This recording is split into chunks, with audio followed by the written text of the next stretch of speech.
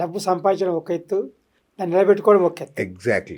అంటే కరెక్ట్ పద్ధతిలో పెట్టుబడి పెట్టడం అనేది ఒక ఎత్తు. కరెక్ట్. పెట్టుబడి పెట్టడం అంటే ఒక మొక్క నాటడం లాంటిది.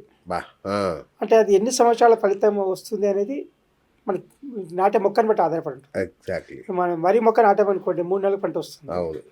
అదే మామిడి మొక్క నాటామనుకోండి 6 సంవత్సరాలకు వస్తుంది. సూపర్.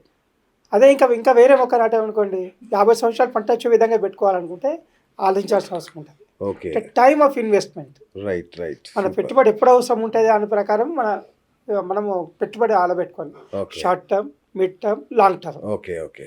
అంటే ఇప్పుడు మనకు అవసరమా, మన పిల్లలకు అవసరమా, నెక్స్ట్ తరానికి అవసరమా, ఓహోహో. ఆ విధంగా ప్లాన్ డిసైడ్ చేసుకోవాలి అచ్చా. పెట్టుబడి పెట్టేటప్పుడు. అప్పుడు మంచి లాభాలు వచ్చే అవకాశం ఉంటుంది. Okay okay. అంటే రిటర్న్ ఇప్పుడు మనకు ఒక మామిడి మొక్క పెట్టామనుకోండి, అవును.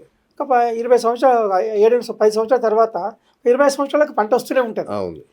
ప్యాసివ్ ఇన్కమ్, అది కష్టపడే అవసరం లేదు. అలాంటి ఇన్వెస్ట్మెంట్ కావాలా?